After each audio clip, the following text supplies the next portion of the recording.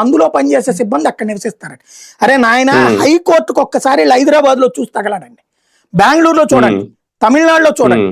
High court చుట్టూతా లాయర్ల ఇళ్ళు ఉంటాయి, లాయర్ల ఆఫీసులు ఉంటాయి, లాయర్ల బిల్డింగ్లు ఉంటాయి. మీరు ఇక్కడ పెట్టుకోవాలంటే లాయర్కి ఎక్కడ ఉందండి? బెదవాడి నుంచి పోవాలి, గుంటూరు నుంచి పోవాలి పాపం నిరంతరం. ఎట్లాగా అక్కడ వాళ్ళు ఉండాలంటే ఎట్టాగా? నువ్వు వాళ్ళకి 100 గజాల ప్లాట్లు ఇస్తే, లేకపోతే 150, 200 గజాల ప్లాట్లు ఇస్తే సాధ్యం అవుతుంది. ప్రభుత్వం ఎమ్మంటారు నాయన, లేదా అది మా రైతులకే ఇవ్వండి 100 గజాలు 200 గజాలు అనేది. ఎన్ని రోజులు ఏడిపించుకు తింటారు? అస్సలు కనీసం మనలాగా మనుషుల్లాగా ఆలోచించట్లేదు వీళ్ళు. ఏదో ఆకాశం నుంచి విడిపడ్డటువంటి వాళ్ళగా, లేకపోతే ఎలన్ మాస్క్ లోను ట్రంప్ లాగా ఆలోచిస్తున్నారు. భూమి మీద ఉండి ఆలోచిస్తే మనకు ఉపయోగం జరుగుతుంది, రాష్ట్రానికి ఉపయోగం జరుగుతుంది.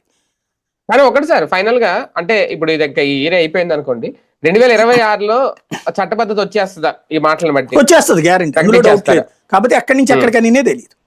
అదే ఇంకా అప్పుడు చెప్తారేమో. పెద్ద ఇష్యూ కాదు, చట్టబద్ధత తేవడం పెద్ద ఇష్యూనే కాదు. ఎందుకంటే ఆల్రెడీ ఎవ్వడో అడ్డుకునే వాళ్ళు లేడు అక్కడ. అయితే గీతో 10 నిమిషాలు చర్చ జరుగుద్దాం, కాంగ్రెస్ ఏమన్నా మాట్లాడితే, అంత మించి ఏముండదు అక్కడ. కాంగ్రెస్ కూడా ఏం మాట్లాడుతుంది. రైట్ చూద్దాం. దాదాపుగా ఒక క్లారిటీ అయితే వచ్చేసింది. మరి ఇది జోష్ తెప్పించే అంశమేనా రైతులకి రాజధాని ప్రాంతం?